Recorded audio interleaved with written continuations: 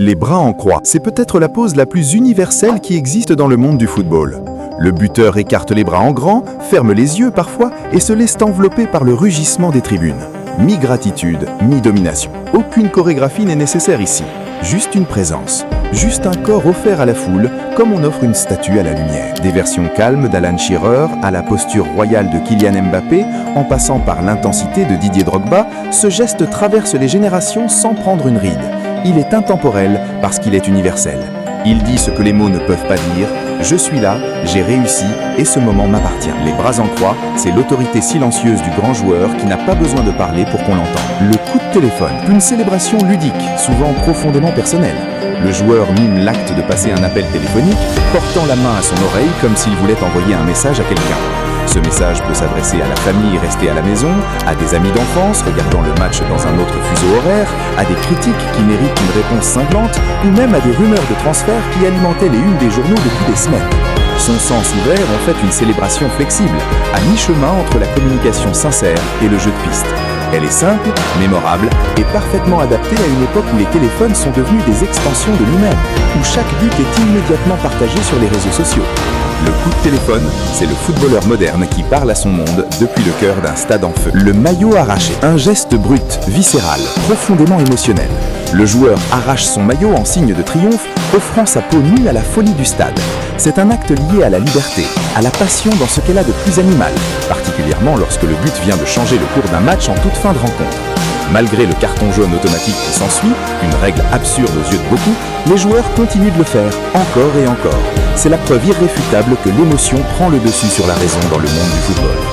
Voir un joueur faire tournoyer son maillot au-dessus de sa tête pendant que ses coéquipiers se jettent sur lui, c'est assister à une explosion collective de joie non filtrée, un moment où le protocole s'efface complètement au profit de l'humain. Ce n'est pas une célébration calculée, c'est un cri du corps, un aveu de soulagement, d'euphorie, de victoire arrachée contre vents et marées.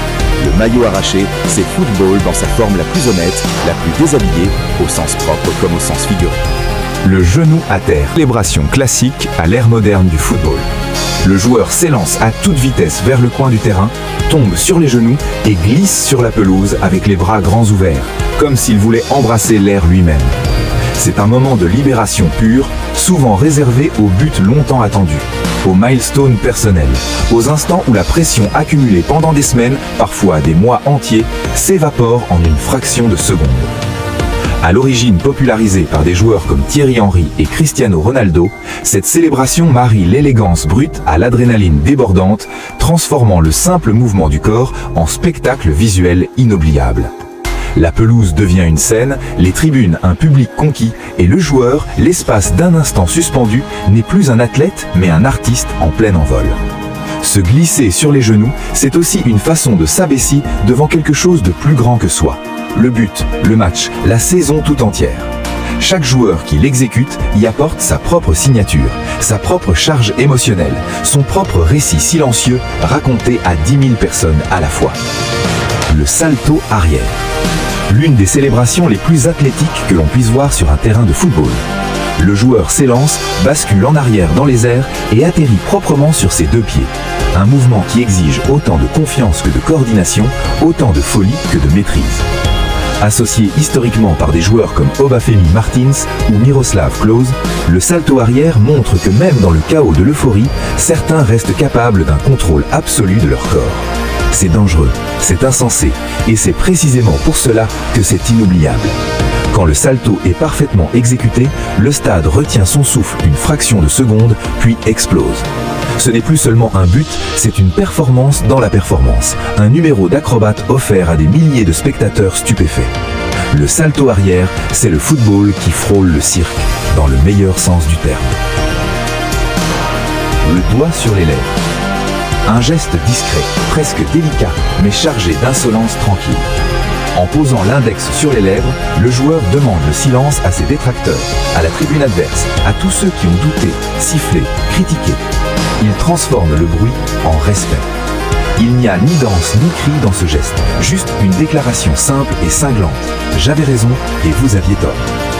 Cette célébration apparaît souvent après une saison de critiques, après être allé huer pendant tout un match, après que les médias ont passé des semaines à questionner ses capacités. Sa puissance réside précisément dans sa retenue. Là où d'autres choisissent l'excès, le joueur choisit la sobriété.